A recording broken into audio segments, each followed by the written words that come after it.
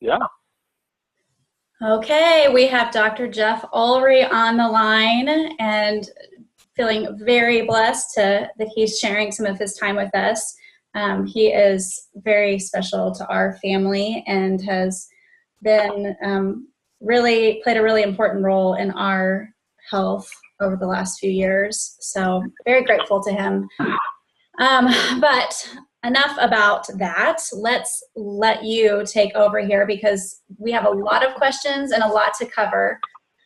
So why don't you start by telling us a little bit about your practice, what you do, and then we'll move on. Okay, so the name of our practice is Whole Body Health. We have services that include acupuncture, massage therapy. My license is as a chiropractor. I've done a lot of work and study, both academically and clinically and in my own personal life on lifestyle changes that include gluten-free, dairy-free, sugar-free, cleansing, and I've incorporated most of that into my practice because that is the niche that really, a group that people were coming into my office, so I needed to be able to provide support. We offer nutritional supplementation and things like that. And so, oh goodness, hang on. And so the focus of my practice is really helping people who've been other places and not had success, whether they be medical doctors, nutritional practitioners, acupuncturists. We offer testing as well. We offer food allergy testing as well as neurotransmitter testing and hormone balancing through neurotransmitter balancing. And I think that's the bulk of it. All right. Did I miss anything, Nikki? I don't think so. Okay. It sounds good. Yeah, I would definitely encourage anyone that's local, if you're looking for some holistic medicine, some more, not getting the answers from your doctor, I would highly recommend going to see Dr. Ulery. From everything to food allergies to stress to just a good old adjustment. I tell you what, he's the answer to everything. Wow. I appreciate it. And the funny thing about that is, in the past, I tried to be the answer for everything, but what I really pride myself on now is if I don't have the answer, then I try to help people find the direction that they need to go. So even if we don't have that answer for people in the office, we try to find the person that is best suited towards them. So that's the goal. Well, let's go straight into some of these questions. We're really focusing on processed sugar and getting that out of our diet. It's in a perfect world, we'd be able to eliminate it completely. And I know people have been able to do that, but especially as people that are busy with their careers and raising kids and have a really full schedule, it's hard to always eat 100% clean. And gosh, just what we've learned in the last 48 hours. I mean, this stuff is everywhere, Dr. Ulery, and that's really scary. Right. It's really scary. It's a little bit overwhelming, especially with, our kiddos. Again, just how do we protect our kiddos from all of this? But I guess let's, start off with, how does someone develop an addiction to sugar? And we talked about that. That's a pretty simple answer, but, I think people are curious. Are people predisposed to sugar reliance or to being more dependent on it? Or is it something that we just basically teach ourselves? Yeah, well, let's start in two places. I'm gonna speak from my position personally, and then we'll speak about some of the reasons why, what's happened over the last 20 to 30 years that really has created the problem. And I grew up eating Ho-Hos, Ding Dongs, Captain Crunch, Chips Ahoy, Girl Scout cookies, and not just a little bit. I'd walk down the store and I could get all sorts of candy for $1. And so I always got the large Snickers bar. I mean, I really went overboard with my sugar consumption as a kid, and nobody was stopping me. You know, I mean, my mom probably said, "Hey, Jeff, that's too much," but I was a sugar addict at a very. I had that addiction, I think, and one of them is that that I was consuming tremendous amounts of antibiotics as a kid, because probably once a month, because I had some kind of infection, whether it be sinus infection or some other type of infection. Mm-hmm. And the majority of my infections, I think the major cause of my infections, looking back, were related to gluten insensitivity, and I was consuming lots of gluten, mm-hmm. and also adrenal fatigue. And we can talk a little bit more about that in a bit. But between the consuming the sugar, eating a lot of bread, and taking a lot of antibiotics, if you've had any point in your life where you were taking antibiotics regularly, you're going to tend probably to have you'll be more prone to sugar addiction, because you're very likely dealing with something called candida overgrowth or candidiasis. And so that's a whole other animal that we could have an whole different discussion about.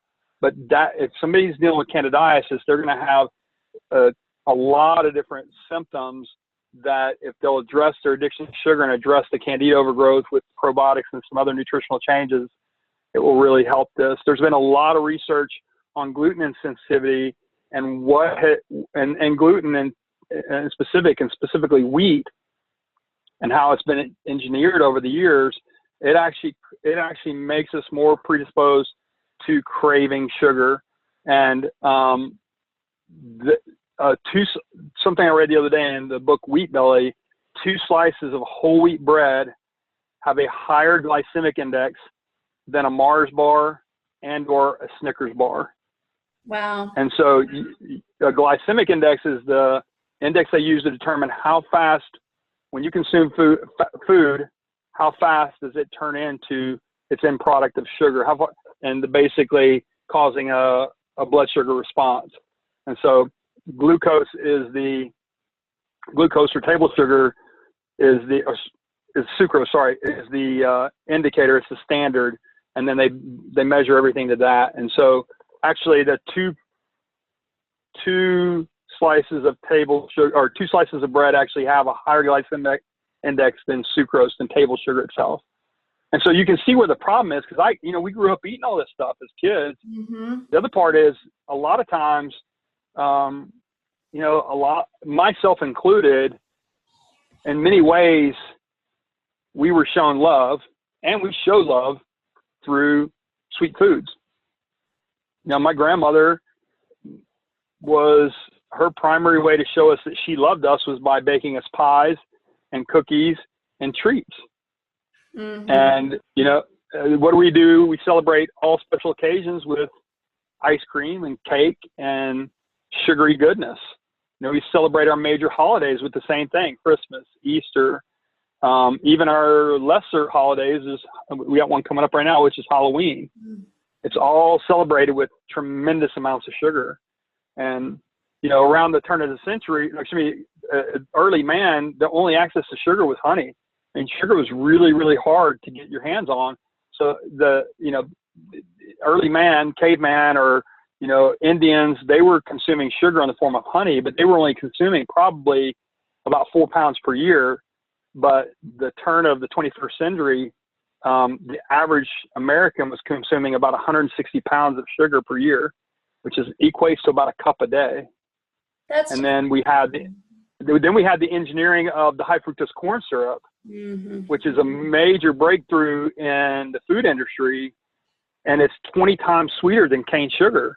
It's cheaper to produce, and it has the same sweetening effect. So if you look in the sugar industry, in the soft drink industry, and juice, and all the condiments like mustards and ketchups, and even in wine, they're using high fructose corn syrup as the dominant sweetener. And, the flip side of that, I don't know if we have time to talk about it today, is alternative sweeteners. And those are worse for you than the, high fructose corn syrup and some of these other sugary things. Yeah, I definitely want to talk about that, because I think that's one of the most confusing topics for people is, I've been drinking diet soda because I thought that was better for me. I thought it was better for me to be using this, 0-calorie product because, it was sugar-free, and little do we know that, you're just substituting those with these artificial, chemically produced sweeteners. So yeah, right, right. I can give you a little snippet on each one towards the end of the interview if you want. But I was addicted to Diet Coke at one time. I was drinking 4 Diet Dr. Peppers before I walked out of my house when I was in chiropractic school, because I was putting in huge hours, and we were carrying between 23 and 26 hours per trimester. And I mean, it was a tough schedule. And there was a point in school where I couldn't even think anymore. And I've had patients come into me and say, my brain won't work anymore. I need vitamins. And the first question I ask them is, are you consuming diet products? And they, on many occasions they say yes. I said, I'm not going to give you any vitamins. You get off that for 3 days and then come back and tell me how you feel. And almost always the response I get is, oh my God, my brain kicked in. And so they're heavy duty toxins, and we can talk more about that. So I think one of the other things we talked about, one of the questions we were talking about too is how does sugar addiction compare to an eating disorder? That's a big question. It's really hard to go into all the details of it, but the simple part is sugar addiction is an addiction because of a chemical response to food. If we go back, let me take a step back. Really the big problem with sugar is when somebody says, or when I ask somebody, how are you doing with, your diet? I almost always get, I have a healthy diet, almost always. And a lot of times what they repeat back to me is they eat some type of cereal for breakfast, some type of sandwich for lunch, maybe, a salad with some chicken or some salmon and some bread, and then some kind of starch, vegetable, and protein for dinner. But the starch oftentimes is a potato, or they typically will have bread with their dinner. And it's those products, it's the hidden sugars where really the problem is, because most processed foods contain sugar, and it's the things like salad dressings, sauces, cereals, alcohol, peanut butter, anything that comes in a box, bag, or a can has a lot of hidden sugar in it. And it's also used as a very inexpensive flavor enhancer for most manufacturing companies. And so when they say, I don't eat that much sugar, they're typically thinking about candy, cake, ice cream, candy bars, hard candy, all that stuff, but they're not thinking about the hidden sugars. And so that's the problem. And they don't consider the high fructose corn syrup either.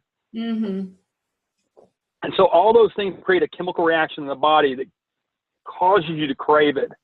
And now, when we look back at an eating disorder, there's typically a different type of causation. There's typically a chemical component, but the major component is an emotional component. And it's usually because of some kind of trauma in the past, or, some eating disorders are because of a distorted view of self. And so there needs to be some therapy, a good therapist working in conjunction with dietary change in that case. Mm-hmm. Okay, thanks for touching on that. Yeah, that was a really good question, I thought. One other thing that I'm finding is we're getting sick so much younger.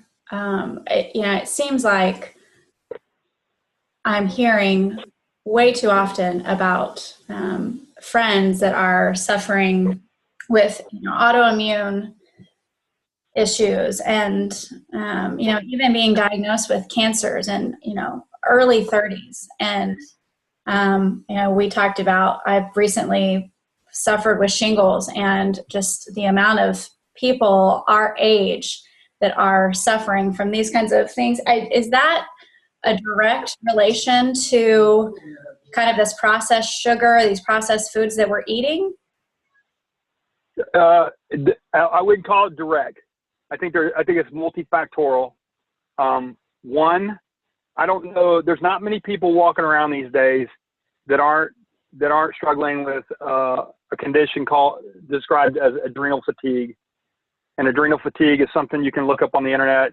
You can go to my website, which is austinwholebodyhealth.com. You can go to Dr. Wilson's website. There's a lot of good information out there on adrenal fatigue, but adrenal fatigue really distorts the body's ability to handle sugar. It depresses the immune system. It causes problems with hormones, and then it causes problems with the digestive system. So it's a major, if you look at all four of those, it actually is a major contributor with allergies.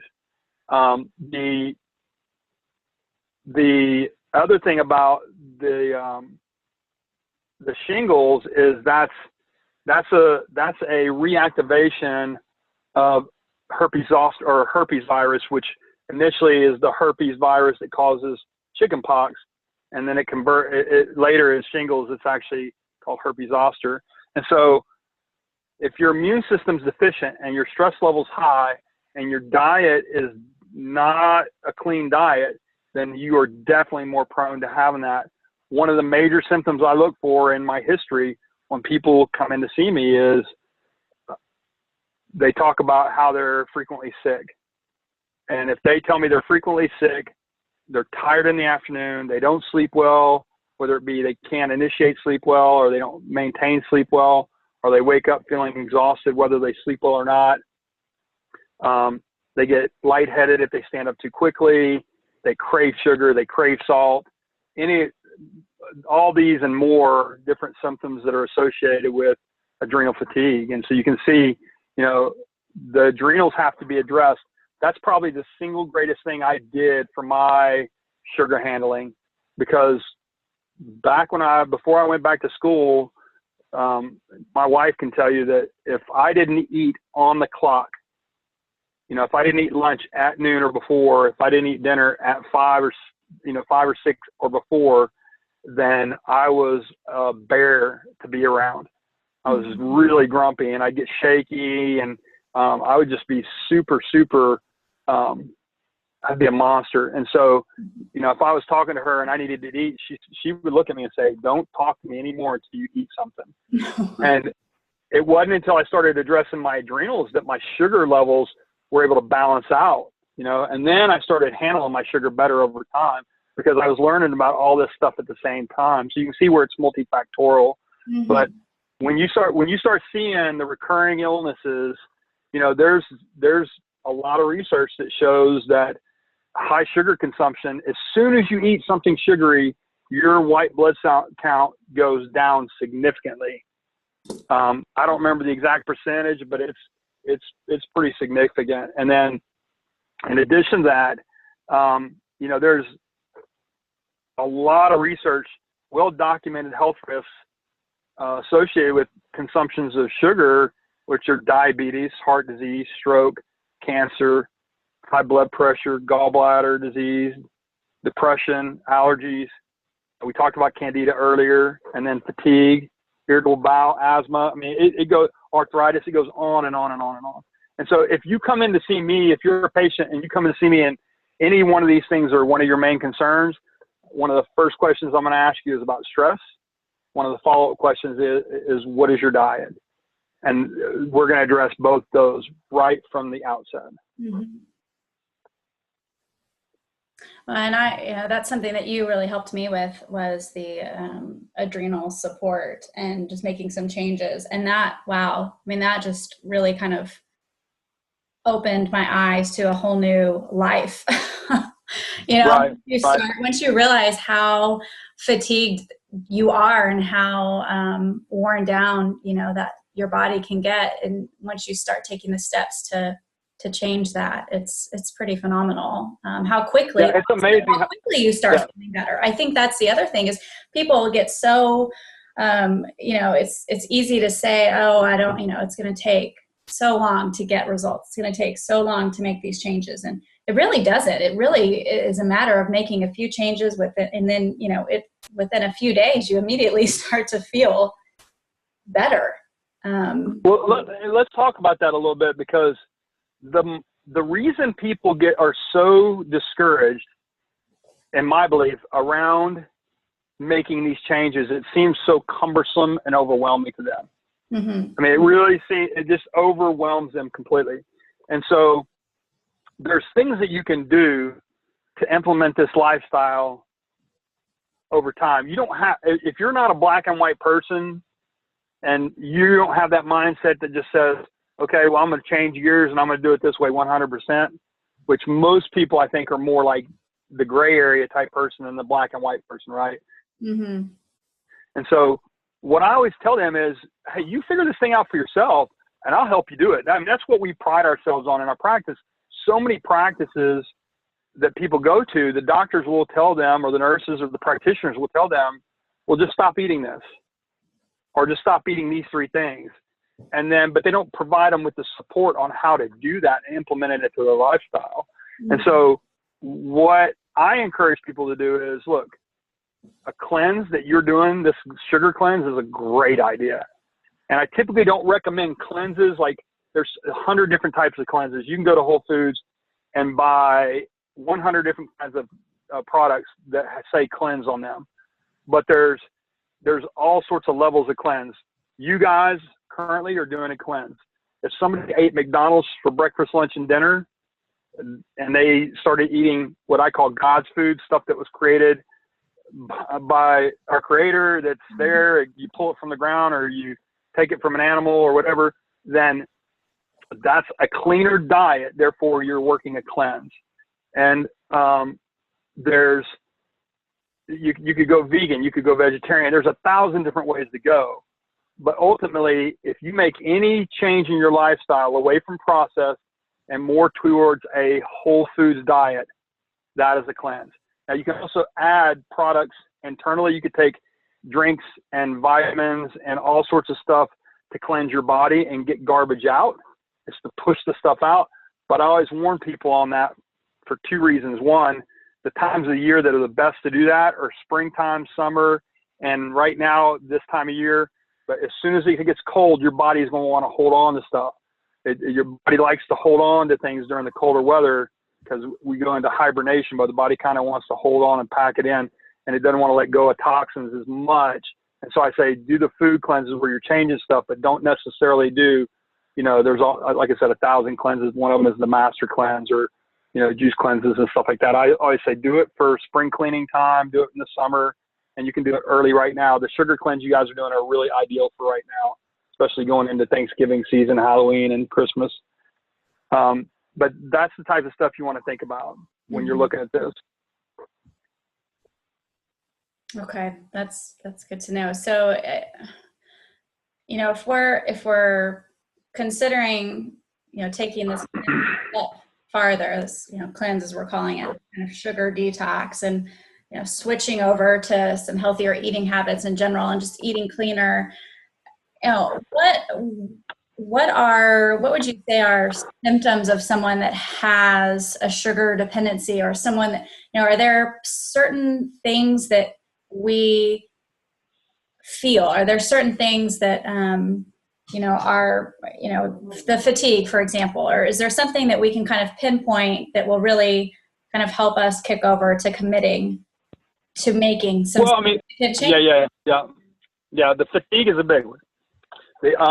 What you're doing is, especially if you're consuming a lot of the processed stuff, what you'll see is you'll feel good, and then you'll have this huge drop off, and then you'll feel good, and you'll have this huge drop off. So every time you eat, you'll feel better, and then you'll have a big drop off. That's the blood sugar roller coaster that I used to live on, and that many people do. But not everybody lives on that,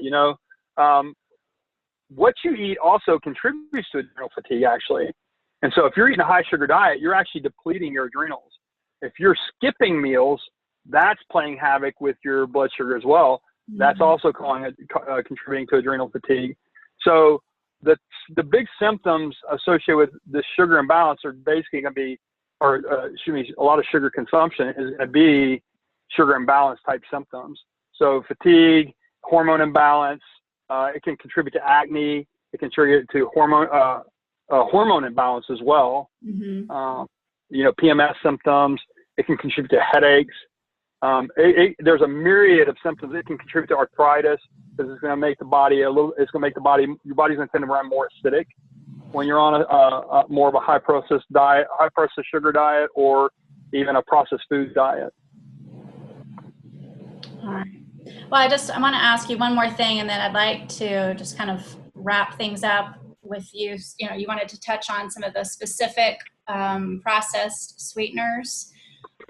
But one thing that, a lot of my clients ask about is their kids.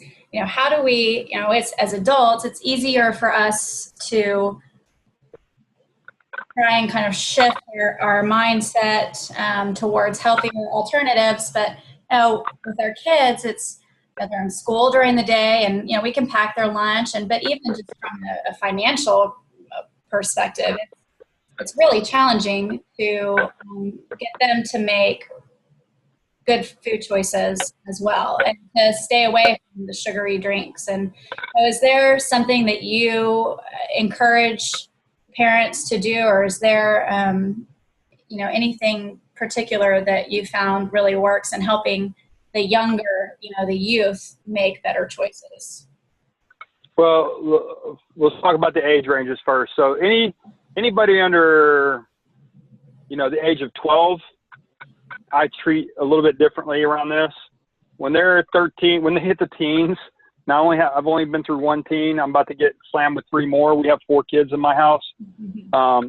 My oldest daughter, has really bad sugar sensitivity since she was young. She used to get rashes if she ate too much sugar, even if she eats too much fruit sugar. And so I think a lot of it depends on the parent, actually. And so if you want the kids to be successful with this stuff, then you have to live it as well. So you have to do it with them. And that gets difficult because a lot of times one of the spouses doesn't want to play along.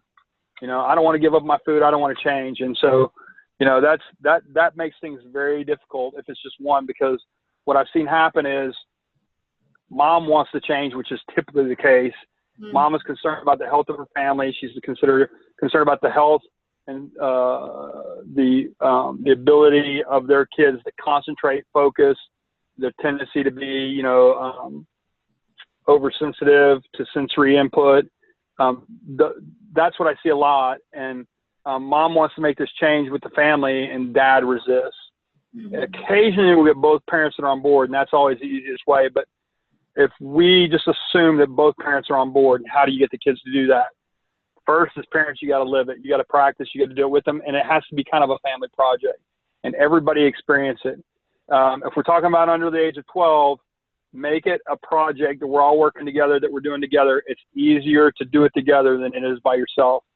For example, Nikki, you commented on my Facebook this morning. I posted, I was trying to get up at 5 o'clock to work out this morning. I did not want to do that by myself. And so my wife is one who suggested it. And so I said, okay, well, get up with me. And about 10 o'clock last night, she says, oh, it's too late. We can't do it. I'm not going to do it. It's too late. And I said, you got to get up with me. Because I knew if she was in the bed when I was waking up, I would just turn that alarm off and go back to sleep. Right. And so we got up together and we did it. We were just talking about it before the phone call. We were talking about how great we feel because we did it. We got so much accomplished. That's the kind of feeling that you'll get when you do something like this together. Now with little kids, what I always say is there's a before and after. So give them choices. Okay, you have an opportunity here. You're going to this birthday party.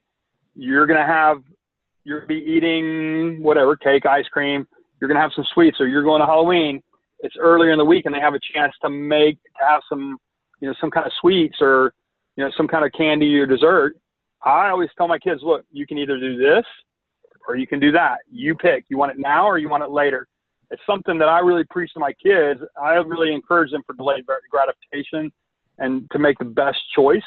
And so, sometimes they picked it now and they were really sad later. I also, after they eat it, I always watch them very closely and very mindful of their behavior, I'm very mindful of how they feel, if they're grumpy, if they're sleepy, if they, if they're having a hard time focusing, concentrating, or if they even get sick. My oldest used to get sick, and my younger kids will too sometimes, pretty soon after they had a lot of sugar consumption. And I always point out to them, okay, remember what we do the last couple of days? We had some sugar, we had ice cream, we had this. Look what's happening now. Mm-hmm. Okay, so I always point out because their brains don't do that. Their brains don't look at cause and effect. We are, as older, our brains work in that cause and effect mindset. But you have to have that mindset. You have to look for it. You have to become the scientist and use it in the experiment to do this. Mm-hmm. With older kids, I do the same thing, but it's more their choice. I'm not regulating as much. When it's little kids, 5 years old, 6 years old, I say, no, you can't have that. Or yes, you can have a little bit, but not later. When it gets to teenagers, it's all about what I call it's Socratic teaching, which is all about asking questions. So my oldest kid comes home and says, oh my gosh, I'm having a horrible PMS, or oh my gosh, my acne's acting up, oh my gosh, I got a headache, or whatever the symptom is. And I say, well, what have you been eating? And she typically would say, oh, I've been eating fine, I've been eating great, I can't believe you always go there. I said, whoa, I'm not accusing you, I'm just asking you, let's look at it. And she would go through it, and then she would say, well, I had pizza and I had some soda, mm-hmm. and I said, oh, see, and so your acne is worse right now, or whatever the symptom was. Maybe there's a connection. I don't know. Let's just pay attention next time you do something like that. So I would let her make the connection. I would just always help her do that, rather than, I didn't ever want to get accused of berating her, or putting her down, or whatever, all the things that I got accused of doing as a parent of a teenager. As an adult, you got to kind of do the same thing. And one of the things that you can do is you can do this with your family as well, as a family project. Get off of it for 5 days, get off of it for 7 days, and then add it back. And then get off of it again and add it back. Living in Austin, we are truly, truly blessed to have as many avenues of dietary sources to help you with this lifestyle. I mean, you can go to almost any restaurant and ask them for a gluten-free menu, and you can get it. Most of them know what you're talking about, mm-hmm. And they're pretty good about that. You can go into, there's some sources of food. If you're on a fast-track lifestyle and you're out and about, and you're like, I didn't know what to get, you can walk into a Snap Kitchen, which is one of my favorite fast food places, and get really healthy meals, mm-hmm. for pretty affordable, actually. And you can get your choices of gluten-free, dairy-free, sugar-free, paleo, which means there's almost no sugar in it. And so we're really blessed to live in a town that supports this.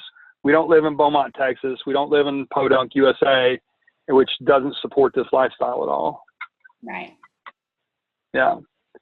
And just a real quick note, one of the things that I got duped on was agave nectar. I got duped on the marketing. I thought it was a healthier sugar, and it is absolutely not. It is sweet or sweeter than high fructose corn syrup. They have started using every cactus known to man. It's not just agave cactus anymore, and it's a very, very high potency sugar product. And I would stay away from that for sure.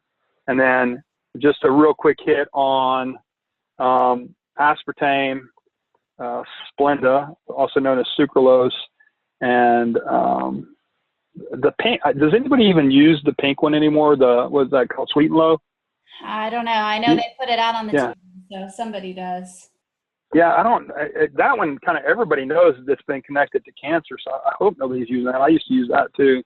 But I'm going to read a couple quotes. Aspartame, there's research that aspartame may actually cause people to gain weight, because what it does, there's amino acids in aspartame that have been shown to cause a rapid release of insulin and leptin, which signals the body to store fat. So large doses of the amino acid phenylalanine can also decrease serotonin. Low serotonin levels are connected to depression, and it also low serotonin levels. If your serotonin levels are low, you tend to have a low satiation level, which means you're never satisfied. So you want to eat. So you're never, you don't get that sense of feeling full. And probably my best quote on Splenda, Splenda is actually, there was, I think, only 5 human studies done on Splenda before they actually introduced it as a sweetener. It falls in the category of organochlorine. All other organochlorines on the planet fall into the categories of pesticide, chemical warfare, and there's one other chemical I can't remember off the top of my head. It's pretty toxic stuff, and it hit the market really fast. And so this is the quote by a reporter for the New York Magazine. The FDA's final ruling noted that no adverse side effects were attributed to sucralose given to animals at doses hundreds of times higher than maximum estimated intakes in humans. However, most of the taste research scientists interviewed for a recent article on sucralose refused to eat it. One of them commented, "I look at that structure and have an irrational fear of it. I've seen the safety studies, and you feed it to rats and mice forever and nothing happens, but it scares me," end quote. And so I just use common sense when I read something like that and say, this stuff is bad for you. Right. You know, I mean, there's a lot of stuff out there. A lot of those alternative sweeteners are really, really, really, I can't believe the market's so flooded with them. And it's really hard to navigate. But the one sweetener that I would recommend if you want to use a sweetener at low amounts, the only one I would recommend is as an alternative sweetener is stevia. And the best source of stevia is you look for is whole leaf stevia. And I actually bought a stevia planted in my garden in the backyard, and it has gone crazy. So sometimes if I'm making a smoothie and I want to add a little sweetness to it, I'll go pull a couple leaves, I'll drop it in the blender and I'll run it like that, or I'll crush it and put it in something and kind of let it sit in some tea. I like to use it that way. Yeah, I've had a few people, a lot of the people participating in this challenge drink Shakeology, which has the stevia in it, and it is the organic stevia that's just dried naturally. So there's no chemical processing, but you know, that sparked a lot of conversation about stevia plants, and that, yeah, people are growing it in their gardens and using it. And I think that's great. And it's yeah, nice to have an option. I think the more food we can grow, the better. Yeah. I just feel like, you know, our food is getting really, really, I mean, it is being manipulated and genetically modified, and it's being changed into that our body cannot digest it, and it cannot assimilate it. It's something that our body doesn't recognize. And it's a major reason why as a country, we are fat, we are overweight, we can't lose the weight, we're toxic, and we're a very, very sick nation. And so one of the points I forgot to mention earlier, I wanted to make sure I mentioned, is I talked about that transformation of sugars. You know how it went from honey to sugar became more easily accessible. The other thing that happened is back in the 60s, we went from we developed fear of fat in this country because of some faulty studies that were run and really abused in the marketplace, and made us fear of coconut oil, made us fear all oils, all healthy oils. What do you think they replaced those good tasting oils with? They got to put taste back in the food. They replaced it with sugar. And so wherever they took the oils out of the foods and you got a low fat product, it had more sugar in it. And that's the moment where our country as a whole began to balloon. And so it's really something to think about. I mean, we're starting to see, you know, diabetes. Type 2 diabetes was supposed to be called adult onset diabetes. They don't call it that anymore because type 2 diabetes has taken place in children. Now they're talking about type 3 diabetes, which is they're connecting overconsumption of sugar to Alzheimer's disease and dementia. Wow. And we'll see more and more of that as time goes on. And I don't know if anybody's had somebody in their life with dementia or Alzheimer's. It's a brutal condition, and it is what I imagine one of the most painful things for somebody to go through as a family member, watching somebody just disappear on them like that. Well, Sorry, I just had a little one walk in here. Yeah, no worries. Oh, well, I could stay on this phone call for a long time. I just enjoy you so much, and I'm so, thankful that you took the time to speak to us. And I hope that everyone well, I know they're going to walk away with a ton of information and probably a lot more questions after listening to this call. So, Right. But you've just, well, if there's more questions, you're welcome to, if they want to send more questions, if they want to send the questions to you and you can forward them to me, I'll be glad to either talk with you, or we can even set up where I'll answer the questions and you can pass them back. I'll also send you the link for my most recent blog that contains a lot of this information, and hopefully that'll be helpful. We also have a lifestyle class. I think you know about this, Nikki, but we do a lifestyle class for somebody who's looking at making that transition and doing some additional cleansing where they're looking to take out dairy, sugar, gluten, soy, whatever it is out of their diet, and do a cleanse with it as well. My wife teaches that class, and she actually gives recipes, teaches people how to shop, kind of goes through that whole thing. I don't know if you're doing that already, but if you're not, we have those available. And it's a 4-week class. It's 4 Monday nights in a row. We're working on a webinar, but we hadn't gotten that put together yet. That's great. Yeah, that's exactly what I'm doing. But, the more resources we make available to people, the better. And, what you and Judy are offering is really exceptional. And, yeah, that's cutting out that gluten and that dairy. Wow. That's good stuff. Yeah. Well, if you're doing it, I'd say I would encourage you guys to take Nikki up on that offer. We offer it as well. If you have any questions or you're interested in, scheduling an appointment, you can reach my office at 512-328-5200. And again, our website is austinwholebodyhealth.com. So look us up if you need more help, but Nikki's a great resource. She's going to help you work through this. And I really wish you guys success. And,